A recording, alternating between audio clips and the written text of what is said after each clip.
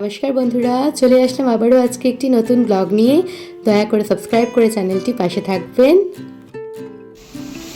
কি ঝড় বৃষ্টি হচ্ছে দেখুন, প্রচুর ঝড় বৃষ্টি হচ্ছে, বাইরেটা তুফানের মতন।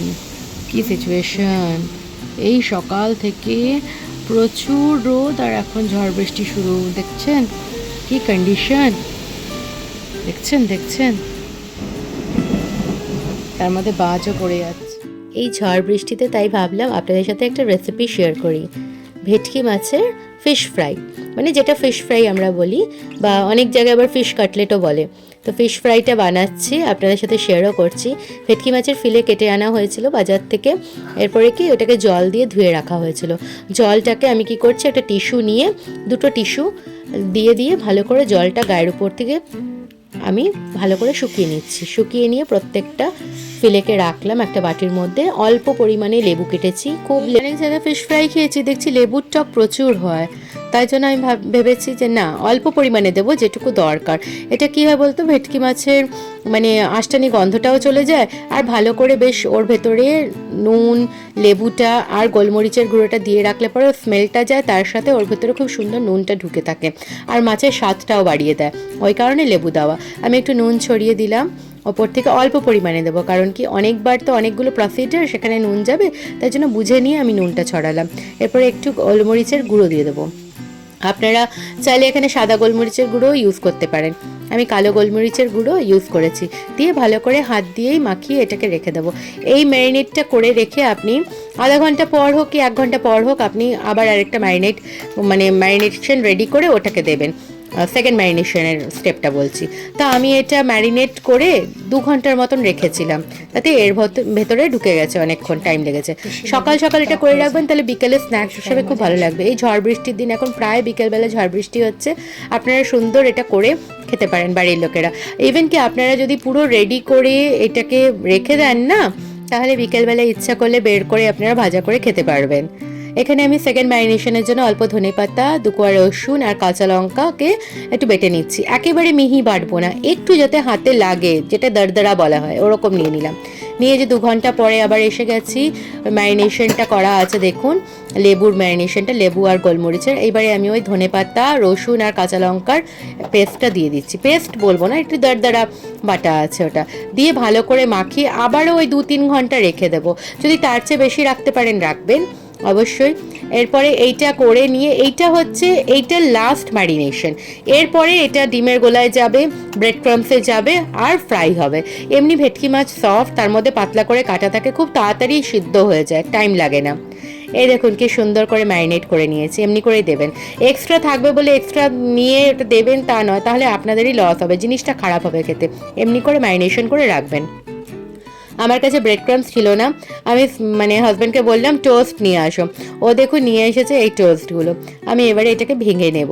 তো এটাকে না মিক্সিতে ঘুরিয়ে দেখলো হাজব্যান্ড, পুরো গুঁড়ো হয়ে যাচ্ছে। বললাম না, এই পুরো মিহি হলে হবে না, আর এত সফট না। আমি বললাম দাঁড়াও, আমি হামলদাস্তা দিয়ে ভেঙে একটু দরদরা টাইপের, একটুখানি দানা দানা যাতে থাকে, দরদরা দানা দানা থাকবে, দানা দানা থাকলে পরে তাহলে কাজে দেবে। এরপরে এটা আমি পুরো করে নিয়েছি ভেঙে নিয়ে। এরপরে এই যে ব্যাটারটা বানাচ্ছি, আপনারা এখানে যতটা পারবেন ডিম দিতে পারেন। আমি 2টো ডিমই আমার হয়ে যাবে বলে দিয়েছি, একটু নুন দিয়েছি আর একটু গোলমরিচের গুঁড়ো দিয়েছি।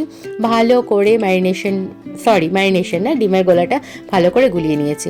আর এখানে সব বের করে নিয়েছি। আবার 2 ঘন্টা পরে এসে ডিমের ওটা রেডি হয়ে গেছে। আমি এখানে 1-2টা বানিয়ে নিয়েছি, এবার আপনাদের দেখানোর জন্য দেখাচ্ছি।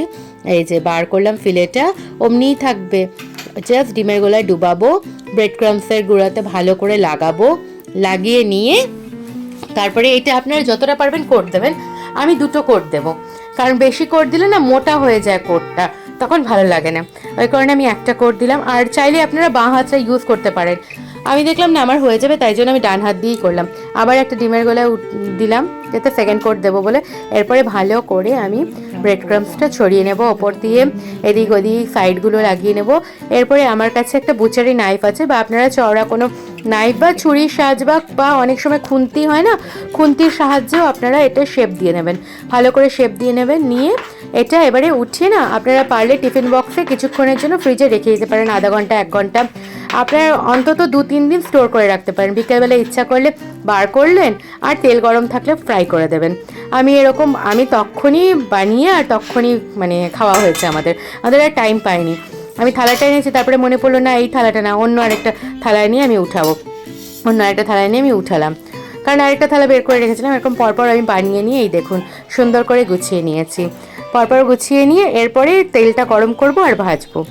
তেলটা গরম করে নিয়ে আমি একটুখানি দেখে নিয়েছি হাত দিয়ে ওপর দিয়ে, হ্যাঁ গরমটা ভালো হয়েছে। এবার মিডিয়াম আছে ভাজছি, মিডিয়াম আছে এই জন্য ভাজবো যাতে ভেতরের মাছটাও কুকড হয়ে যায়, ওপর ক্রাম্ব কোটটাও ভালো হয়। ও হ্যাঁ, একটা জিনিস আপনাদের সাথে শেয়ার করতে ভুলে গেছি। আমি যে ব্রেড ক্রাম্বটা করেছিলাম, মানে বিস্কুটের গুঁড়োটা যেটা আমি গুঁড়ো করে রেখেছিলাম, তার মধ্যে আমি অল্প নুন আর গোলমরিচ গুঁড়ো আমি ছড়িয়েছিলাম। তাহলে কি ধাপে ধাপে নুনটা পড়ছে।